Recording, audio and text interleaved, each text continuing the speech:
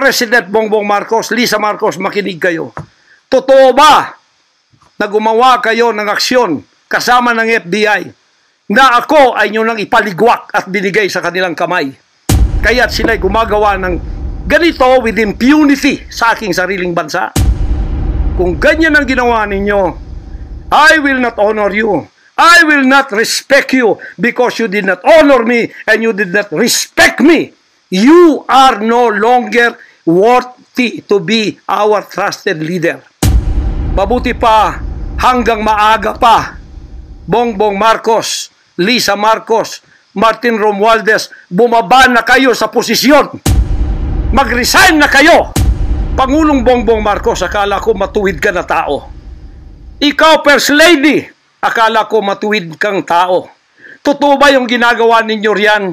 Na meron kayong mga sex orgies at meron kayong mga drug session na nagliligwak kayo ng drug, sumisingot kayo ng drug habang nagsesex orgies kayo. Totoo ba ito? Totoo bang kayo ay may mga session ng nagarkila kayo ng mga voodoo expert from Africa, pagkatapos mga witchcraft sa India at ang inyong session Martis at pagkatapos Biyernes dyan sa Malacanang upang inyong aswagin, i-witchcraft ako, Vice President Sara at Pangulong Digong at ang lahat ng tutol sa inyong paglilingkod. Gusto niyo kaming i-put down? Mapipilitan akong pupunta at mamumuno sa bansang ito para sa katuwiran. Sasabihin ko sa inyo, pag ito'y kalooban ng Diyos, gagawin ko. Ngayon din, sapagkat ang buhay ko ay wala ng kwenta. Papatayin din naman nila ako. Ngayon, tatayo na ako para sa kalayan nating lahat. Ako ang mamumuno upang tayo ay magkaroon ng kalayaang muli. Unang-una sa aking kababayan, sa Kingdom Nation, sa aking mga leaders na papatayin din, at sa lahat ng Pilipino nagmamahal ng kalayaan. Tatayo ako! At ako ang mamumuno sa bansa ito para sa katwiran at takot sa Diyos, para ibalik ang ating kalayaan at ang ating kaligtasan mula sa kamay ng mga banyaga na pinakamatyan ni Rizal, nila Bonifacio. Handang-handa naman ako pumunta ng langit noon pa. 50 years ago, I was ready to go to heaven because I have been there thousands of times and I saw my mansion there. Mga kababayan ko sa buong bansang Pilipinas, buong sanlibutan, magandang araw, magandang umaga, magandang hapon, magandang tanghali, at magandang araw sa inyong lahat. Ang pangungusap ko pong ito ay napakahalaga para sa lahat ng mga kababayan nating Pilipino na makikinig at manonood sa akin, although hindi nakikita ang mukha ko. Ito po si Pastor Apollo Kibuloy, ang appointed Son of God ng Kingdom of Jesus Christ, the name above every name. Sana po press conference ang tatawagin ko ngayon.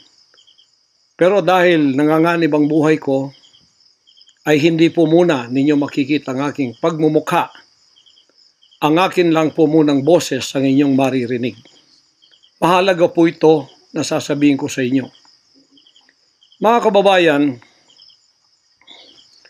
mula po noong 2018, ako ay linigalig na at ang aking kongregasyon na walang dahilan ginawan kami ng kaso doon sa bansang Amerika. Sumunod kami sa batas. Kung kami may mga sinabi lang violations na hindi pa napatotohanan, yan po ay nasa kanilang federal court na. Kumuha kami ng 20 lawyer upang pag-usapan ang lahat ng kanilang akusasyon, which is about 43 counts. Lahat po yan ay mayroong 20 lawyers na nakatutok at meron na po kaming depensa. Naghihintay po ang aking mga lawyer sa Amerika at sa Pilipinas na simulan ang trial. Mulang 2018, pinospon. Ginawang 2020, pinospon. Ginawang 2022, pinospon. 2021, ganun din. 2023, sana ipopospon. Pinospon pa rin. Ngayon, hindi na po papayag ang judge November 5, 2024, talaga pong itutuloy na. Ngayon, ako naman nandito sapagkat indicted din ako. Sealed indictment pa nga ng 3 taon, hindi ko alam ako indicted ako. So anytime pupunta ako doon, pupusasan na ako, hindi ko alam. Pero salamat naman sa Panginoon Diyos sapagkat hindi na ako pumalik doon at hindi nangyari yon. So dahil kasama ako sa kaso ng aking mga workers na mga 9 o 8 kami lahat, ako yung number 1 na principal. Okay lang, sapagkat ako naman ang leader ng kingdom at ako talagang target nila. Sa anong paraan ginawa kami ng kasong hindi namin alam at mga kumuha sila ng witness.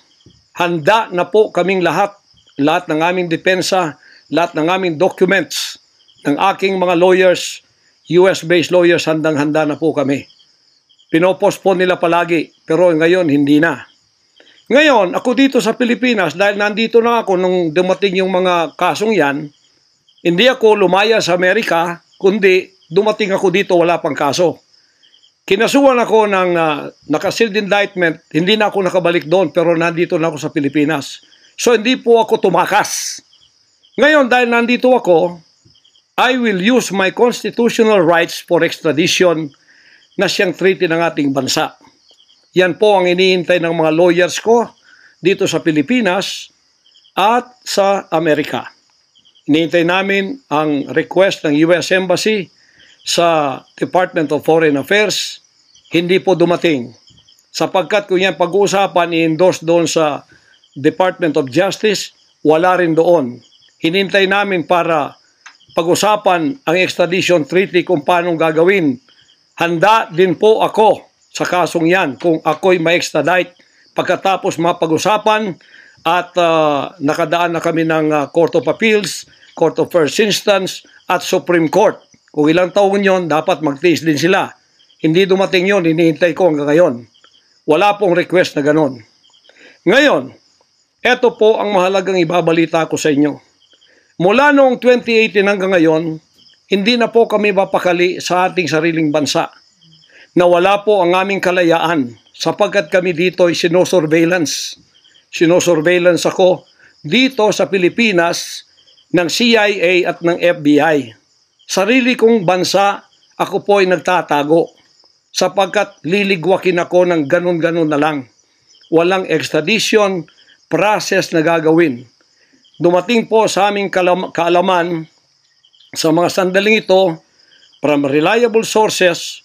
Correct me if I am wrong, but these are reliable sources na dumating sa akin na ayaw na raw po nila ng extradition treaty. Ang kanila daw pong gagawin ng CIA, ng FBI, ng US Embassy at State Department, kasabwat ng ating gobyerno, ng Pangulong Marcos at ng First Lady at kung sino pa man ang nasa gobyerno, ako ay rendition ng kanilang gagawin. Ang rendition, ang ibig sabihin po, anumang oras pwede lang pasukin ang aking compound at ako ay kidnapin.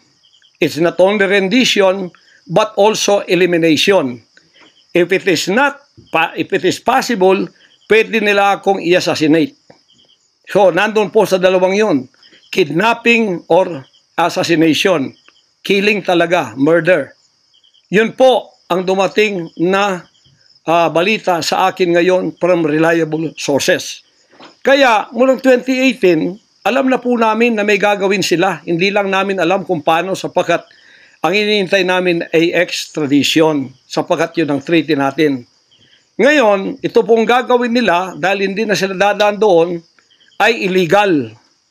Kidnapping or elimination or assassination. Di po ba sa atang sariling bansa ang aking constitutional rights nawala na? Sapagkat ako po ay binigay na sa kamay ng mga banyagang ito ng ating sariling gobyerno ni Pangulong Marcos at ni First Lady Araneta Marcos. Huwag kayong magkaila kung totoo itong sinasabi ko. Angkinin nyo. Kung hindi, i-correct ninyo ako. Sapagkat ang buhay ko ngayon ay nanganganib. Kahit mukha ko, hindi ko pwedeng ipakita sa inyo. Sapagkat ako ay binigay na ninyo sa kamay ng mga Amerikano at gagawin nilang gusto lang gawin sa akin sa aking sariling bansa. Ang aking 11 compounds, araw-gabi, sinosurveillan ng drone. Hindi po kami makatulog, hindi kami mapakali. Baka yung ginawa nila sa amin noong 2020 doon sa Amerika na bigla kaming pinasok, pinaggigibang pintuan, pinaggigiba ang lahat ng aming pamamahay sa loob, linigwak lahat, ay gagawin nila dito sa aming bansang Pilipinas sa aking mga compound.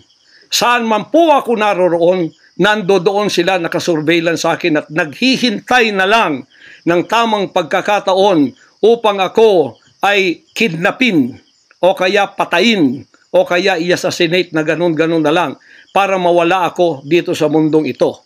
Na kanilang bakit ako naging hadlang, hindi ko alam.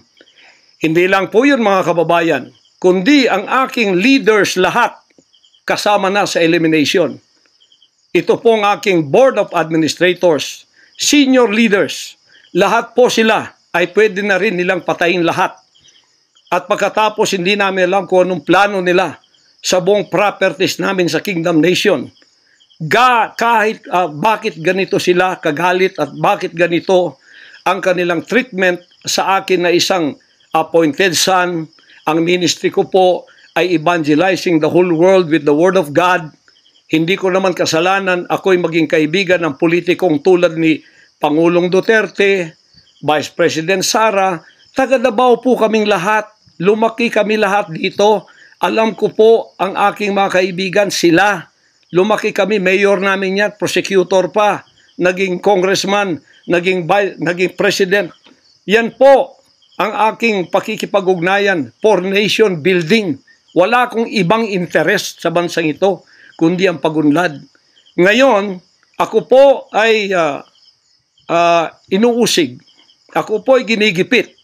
At ako po ay sinasaktan sa lahat ng paraan ng mga false accusation, false allegations na ayaw naman nilang pumunta sa korte. At pagkatapos, ayaw din nilang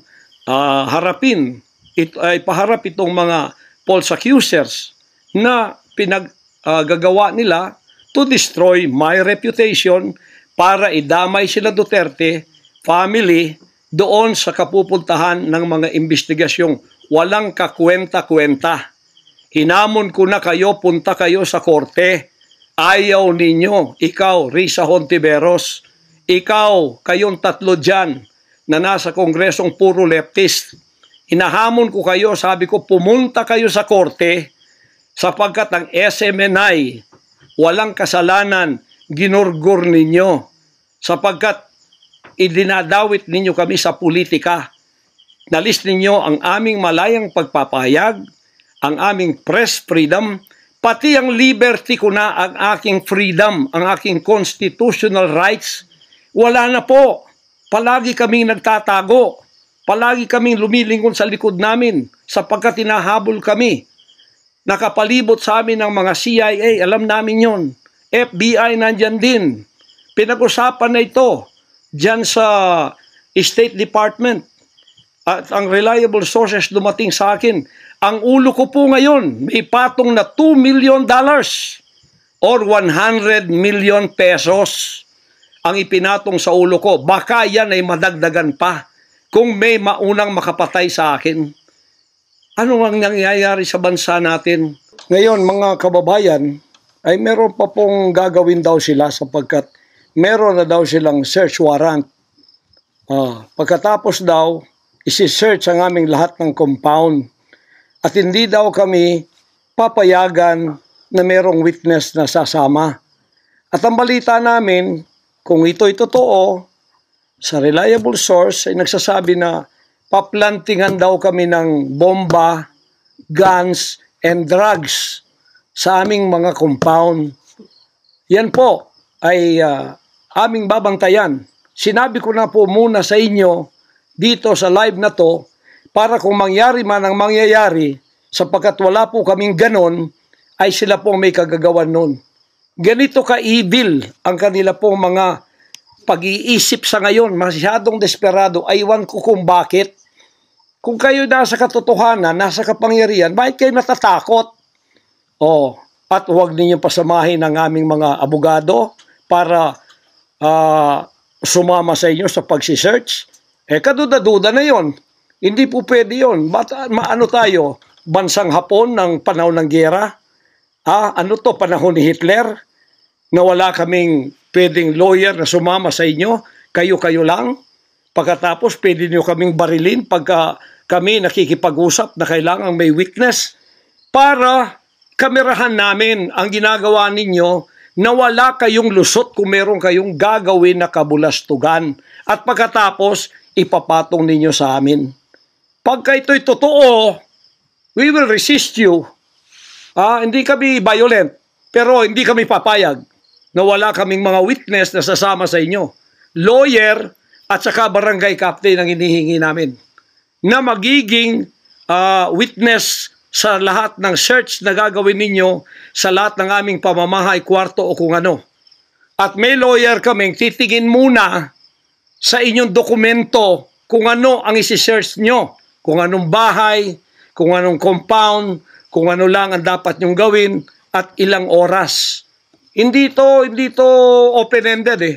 Kailangan meron, sisisi namin ng judge na gumawa ng search warrant na ito pagka hindi ninyo nirespect ang aming constitutional rights. Huwag ninyong tapakan ang aming rights. Hindi din namin tatapakan ng rights ninyo bilang kayo ay nasa batas. Igagalang namin yon. Pero igalang din ninyo kami kasi meron kaming mga narinig na ginawan ninyo ng mga ebidensyang peke. Tinamnan ninyo pagkatapos ipapatong ang kaso sa amin. Religious community po ito. This is a spiritual community. Once tumapak kayo dyan, sapagkat kayong nagdadala ng batas, respetuhin ninyo. You are on holy ground. Yan po ay mahal na mahal naming banal na dako. Huwag ninyong lapastanganin. Pero hindi namin kayo pipigilan kapag may search warrant kayo. Pero hindi kami papayag na hindi kami makakasama ng kasama namin, hindi makikialam sa inyo. Titingin lang sa lahat ng gagawin ninyo. Kasi hindi na kami kumpiyansa sa gobyernong ito. Gagawa sila ng paraan para kami ay bigyan ng kasalanan. Yan po, babantayan natin yan. Pag hindi sila pumayag, then siguradong magpa-planting sila ng evidence. Pag pumayag sila, then fair ang laban. Hindi namin sila pakikialaman. Titingin lang ang aming mga witness na mga lawyer at saka barangay captain. At kung sino man ang mga witness na nandoon mula sa aming side. Kasi nandoon sila. Hindi na pwedeng gawin wantonly ang kanilang gagawin doon sa aming mga compound na wala kaming witness. Because they can do anything to implicate us, to plant false evidences and charges against us. Ganon ang aming mga paningin dito. Kaya wag ninyo kaming pigilan para pantay ang laban natin. Kasi nakikita namin na ang pamamahalang ito ay hindi na po matuwid. Biro ninyo, ginikipit kaming ganito, wala namang kaming ginagawa sa bansang ito. Sinabi ko na muli, hindi kami nagdidil ng drugs. Hindi kami violenting tao. Hindi kami terorista. Mangangaral kami ng mga salita ng Diyos. In fact, dito sa aming compound sa Tamayong, kami ang nakapagbigay ng peace sa mga kababayan nating sinisila ng CPP and PNDF, tinatakot at pinapatay. Ngayon, wala na sila, may peace na kami. Eto namang gobyerno natin, eto ang ginagawa nila sa amin. Biro ninyo mga compound na religious ng Kingdom of Jesus Christ, ginaganito nila. Pero yung pagnanakaw nila sa gobyerno, wala silang sabi. Tiklop bibig. Hindi sinisearch ang mga bahay na pinagbibili nila. Nagamit ang pera ng gobyerno. Anong klase kayo? Sige, gawin ninyo ang gusto nyong gawin sa amin. Pero kami tatayo sa aming constitutional rights. Whatever happens. Tatayo ako sa kalayaan ko sa bansang ito na pinakamatyan ng aking mga national heroes. Yan mga kababayan, bantayan po natin. Hindi po ako magpaparesto sapagkat ako po ay siguradong papatayin. Kasi rendition na ang kanila, hindi na po extradition. Kaya wala na akong kalayaan at wala na po akong depensa sa sarili ko, kundi ang Panginoong Diyos lamang. Kung paano itinago ng Diyos si Elijah sa evil woman na si Jezebel, nang nagpakain sa kanya ay mga ibon na lang. Ganon din ang gagawin ng Diyos sa akin. Hindi ako ibibigay sa kamay ng masasama pag ganito ang pamamahala. It's an evil, unrighteous administration. I am telling you that. Bantayan natin to, mga kababayan ko. 73 years na po ako. Magse-74 years na ako dito. Lahat ng administrasyon na daanan ko na. Lahat ng mga naging pangulo, mula kay Diosdado Macapagal, mula po sa maliit pa ako kay Magsaysay, kay Carlos P. Garcia, kay Diosdado Macapagal, kay Marcos Sr., kay Cory Aquino, pagkatapos kay Ramos, pagkatapos kay Gloria Macapagal, pagkatapos kay Erap, pagkatapos kay Ramos, pagkatapos si Aquino, Noynoy, pagkatapos ang ating Pangulong Duterte. Wala po kaming nadaanan ganito na ginigipit kami sa aming sariling bansa ng mga dayuhan.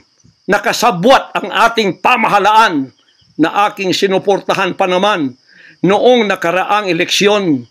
Tandaan mo, President Bongbong Marcos, First Lady Lisa Marcos, pati ikaw, Martin Romualdez, hindi kayo dyan ngayon kung hindi kayo tinulungan ng SMNI at ng buong sangkatauhang Pilipino. Naniwala sila sa amin sapagkat ang SMNI lamang ang may credibility noong panahong yon hanggang ngayon. Ngayon, anong ginawa ninyo? Pinaggagawan ninyo kami ng kasalanan, inilagay ninyo kami sa kahihiyan, pagkatapos ibinilanggupan ninyo ang dalawa naming mamamahayag, pagkatapos inaapi ninyo kami ng ganito-ganito lang. Ang aming pong tolerance, it has come to the rim. Our tolerance has been to the roofs already. Alam ninyo, hindi na po biro itong nangyayari sa bansang ito. Kung pababayaan po natin ang ganitong mangyayari ng mga dayuhang tulad ng Amerikano, CIA, FBI, State Department, US Embassy, gigipitin tayo with the connivance of our own President and First Lady and other members of the Congress. Kung pababayaan natin ito, nangyayari sa isang Pilipinong tulad ko na gumagawa ng kabutihan, trying our very best para makatulong kami, humanitarian, Children's Joy Foundation, dinemonize kami, kinriminalize kami. Biro nyo, ginagawa ninyo dangerous criminal organization ang Kingdom of Jesus Christ. Buong sanlibutan, ang akin pong 38 years na munga ng mga 6 hanggang 7 milyong kaluluwa na niwala sa katwiran at nagbago ang buhay. Ngayon, ginaganito niyo ako ng dahil sa inyong politika na ang aking itinataas naman ay mga lider na tama tulad ni Duterte. Kasalanan ko ba yun na maniwala ako sa isang lider na matuwid at akin siyang itaas? Pagkatapos ganito kayo kadesperado para ako'y patayin at ang lahat ng aking mga senior leaders papatayin din, hanggang yung mga leaders na pwede pang pagkatiwalaan papatayin ninyo. And then you take over all of our properties and compound. Pagkatapos, lilinlangin ninyo ang mga tao. Pagkatapos, magtatayo kayo ng sariling korporasyon. I-incorporate ninyo doon ang lahat ng properties na pinaghirapan, blood, sweat, and tears ng aking mga members all over the world. Tapos, biglang-bigla, ililipat ninyo doon sa inyong bagong korporasyon. At pagkatapos, itataas ninyo ang kamay ng isang tao tulad ni Bandari at sasabihin niyo, ito ang leader ninyo ngayon. Ano ang Kingdom of Jesus Christ? Political government? Hindi po ganon. Mangyari ng mangyayari. Hindi po papayagan ng Panginoon Diyos ang mga bagay na itong nangyayari sa ating bansa sa mga sandaling ito. Kung ako, mabuting tao, kung ako nangangaral ng katuwiran, kung ako tumutulong ng kusang loob at hindi nagpapautang loob kanino man. Ginaganito ako. Sino pa kaya kayo, mga kababayan ko? Bumukas na po ang mata natin. Magkaisa na tayo at alisin ang evil administration na ito na siyang ginagamit ng masamang espiritu upang ang kadiliman ay bumalot sa buong bansang Pilipinas. Alam ko, mahal ninyo ang Pilipinas, mga Pilipino. Naghihintay lang tayo ng tamang pagkakataon. Meron pa bang ibang pagkakataon? Tingnan niyo nangyayari sa Kongreso. Tingnan niyo yung korupsyon. Tingnan niyo yung droga. Mismong ating presidente, mismong kanyang pamilya, inakusahang druggists, inakusahang mga drug addicts. Wala tayong ginagawa. Mismong Pangulong Duterte na nagsabi niyan. Mismong naririnig natin araw-araw, durugista siya. Pagkatapos, kami pa ngayon ang inaapi-api sa aming paglilingkod. Pagkatapos sila ay mga kriminal na nakaupo dahil may kapangyarihan. Kami ngayon ang liligwakin nila. Hindi ba yan karumal-dumal sa harap ng ating Panginoon Diyos? Hindi ba yan ay isang pamamahalang hindi tama? Si Nebukadnezar, pinakain ng damot, ginawa siyang hayop. Ang kanyang anak si Belshazzar, nakakita ng handwriting on the wall. Pagkatapos, inalis ang kaharian sa kanya at ibinigay kung sino ang magiging matuwid na haharap sa Panginoon Diyos. Anong tingin ninyo sa akin bilang pastor? Dinemonize. Ang reputasyon ko, pinagsisira. Ngayon, hindi na ako buhay. I am a living dead. Kung wala ang Panginoon Diyos sa akin, pinatay na ako sapagkat lahat ng gadgets nasa sa kanila. Lahat ng gadgets ng Amerikanong yan nasa sa kanila. CIA, FBI, at sino pa ang kanilang mga galamay dito na pinagbibili na nila. Ako, hindi ako drug lord. Ni minsan hindi ako nakatikim ng droga. Mulang-mula pa, inialay na ako ng aking ama na maging isang ministro ng banal na kasulatan. Hanggang ako'y lumaki, hanggang ako'y naging 74 years old, hindi ko po na-enjoy ang aking kabataan sapagkat hindi ako nagliwaliw. Ako po'y nangaral. 50 years na akong nangangaral. 38 years in the kingdom ministry. Ni isang sigarilyo hindi tumama sa bibig ko. Ni maliit na bisyo hindi ko pinasok. Ako po ay hindi nag-asawa.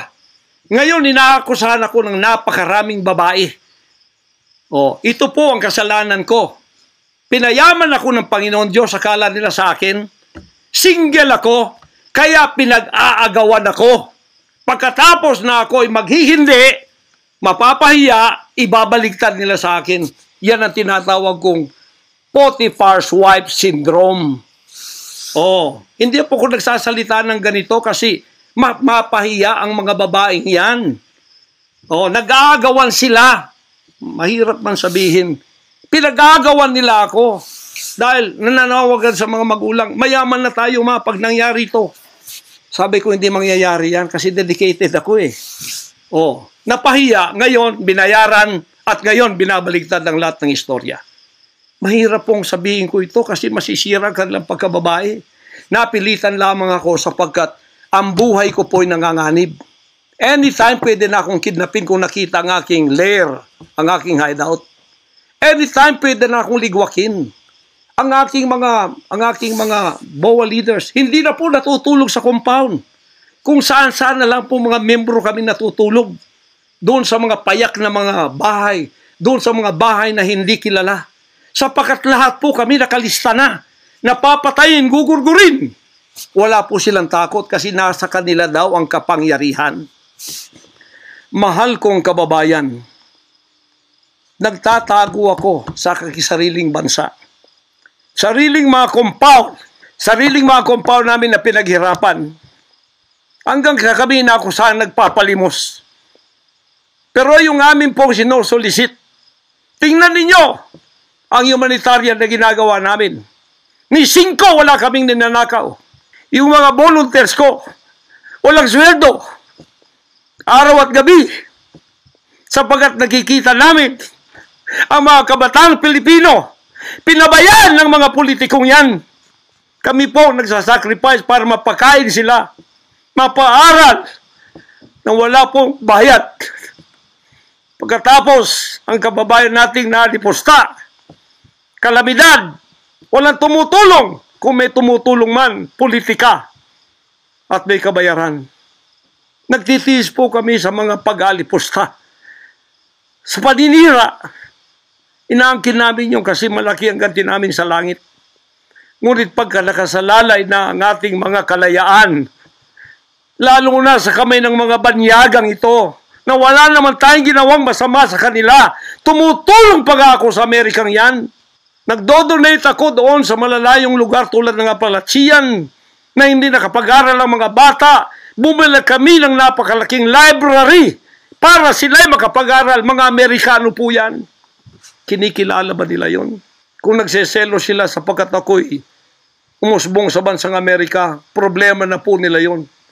Kung ako'y binigyan ng ama ng isang sasakyang panghipapawid para hindi ako madelay sa aking worldwide na gawain, kasalanan ko ba yun? Kung ako binigyan ng pampalipad na helicopter dito para mapuntahan ko lahat ng aking satellite sa buong Mindanao, Pilipinas, kasalanan ko ba yun? Kasalanan ko ba na ako'y magkaroon paralan para makapag-aral ang mga bata na walang bayad? Kasalanan ko bang mayroong SMNI para hindi mabayaran?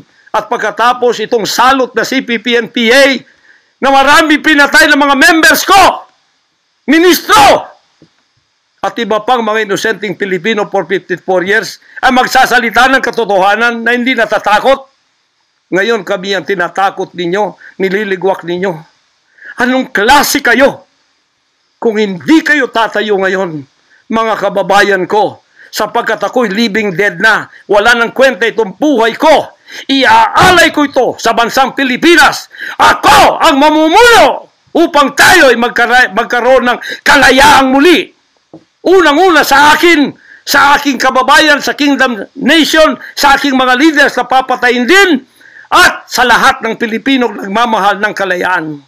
Tatayo ako! At ako ang mamumuno sa bansa ito para sa katwiran at takot sa Diyos, para ibalik ang ating kalayaan at ang ating kaligtasan mula sa kamay ng mga banyaga na pinakabatyan ni Rizal, nila Bonifacio. Ngayon ang panahon ng pagtayo. Ayaw ko pong gawin ito. Hindi ako politiko. Ang misyon ko ay isang pastor, isang alagad ng Diyos. Appointed son, magligtas ng kaluluwa.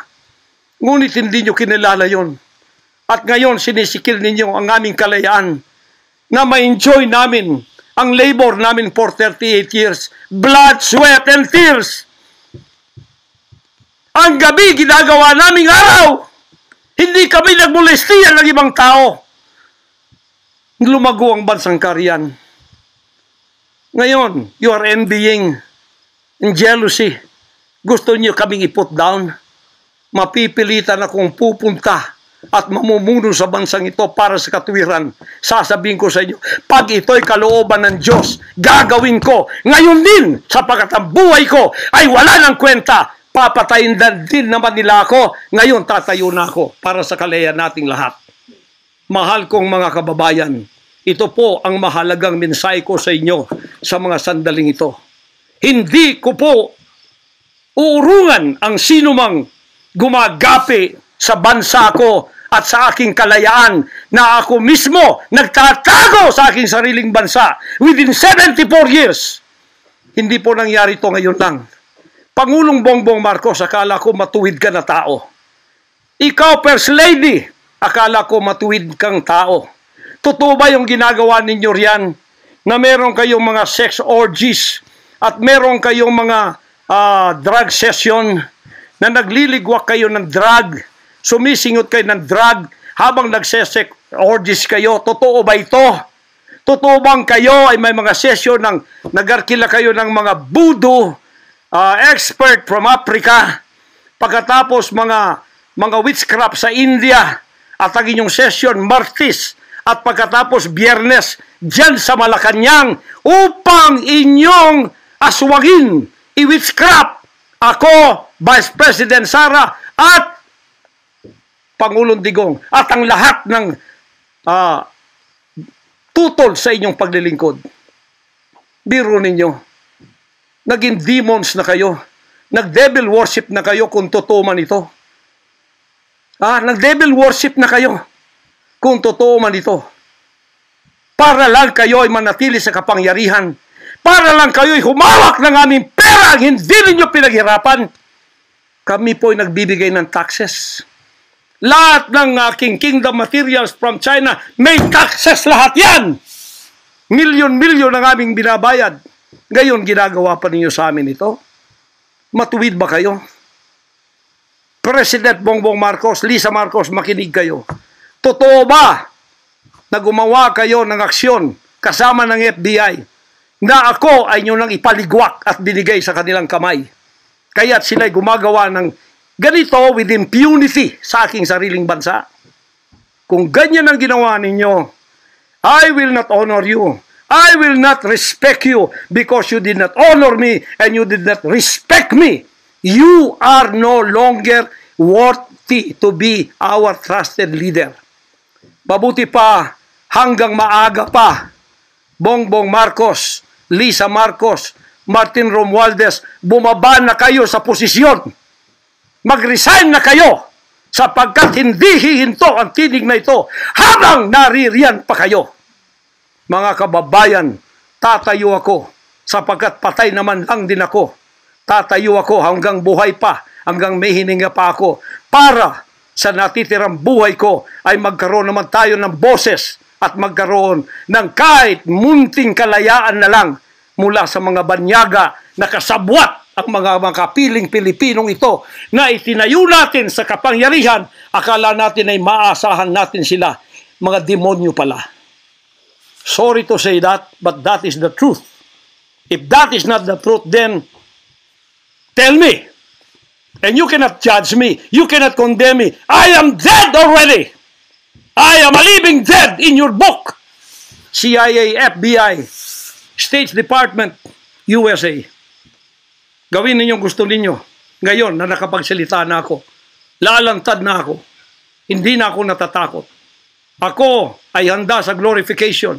Kung ang glorification ko ay mangyayari maging glorified body ako, hindi ko tatablan ng bala. O kaya, tatablan pa ako sapagkat hindi pa nangyari yun. Handa na akong humarap sa mga bala ninyo. Basta't ito ay nasabi ko na sa social media. Huwag ninyong ligwakin ito para sa bansang Pilipinas ito. Mahal ko po kayong lahat. Pagpalain natin ang ating bansang Pilipinas. Pagpalain tayo ng ating buting Diyos. Pagpalain at ipigay natin ang lahat ng kapangyarihan sa Kanya. At tandaan ninyo ito. Hindi mananaig ang kadiliman sa bansang ito habang may boses na ganito. Sumunod po kayong lahat at tayo ay magkaisa ngayon para itaas ang bandila ng kalayaan ng ating bansang ibinigay ni Rizal ang kanyang dugo. Ibinigay ng ating mga heroes ang kanyang dugo. Ngayon, itong mga slaves na to ay hawak ang liig nila ng mga banyaga at tayo ay ipinagbili na sa kanila. Hindi ako papayag hanggang ako'y may buhay at hilinga. Total, patay naman din ako sa inyong libro. Okay na ako sa buhay ko. Masaya na ako. Meron na akong accomplishment. Handang-handa naman ako pumunta ng langit noon pa. 50 years ago, I was ready to go to heaven because I have been there thousands of times and I saw my mansion there. Nandito lang ako para sa aking bansang Pilipinas, para sa kaligtasan ng mga kaluluwa sa buong sanlibutan. Yun lang ang dahilan kung bakit ako narito. Pero natatakot mamatay? Hindi po. Sapagkat ako'y nasa Kanya at siya'y nasa akin. Ano man ang mangyayari sa akin tulad ng aking amang si Jesus Christ, ipinako sa krus, ay handa po akong mag-alay ng aking buhay sa isang worthy cause na sinasabi ko dito. Magandang gabi po, magandang araw sa inyong lahat. Hanggang dito lang, pagpalain tayo ng ating dakilang Ama. Sa Kanya lahat ang kapurihan at ang kapasalamatan at ang kaharian magpakailanman ay mananaig dito sa ating bansa at sa buong sanlibutan. To God, our Jesus Christ, be the glory forever. Amen.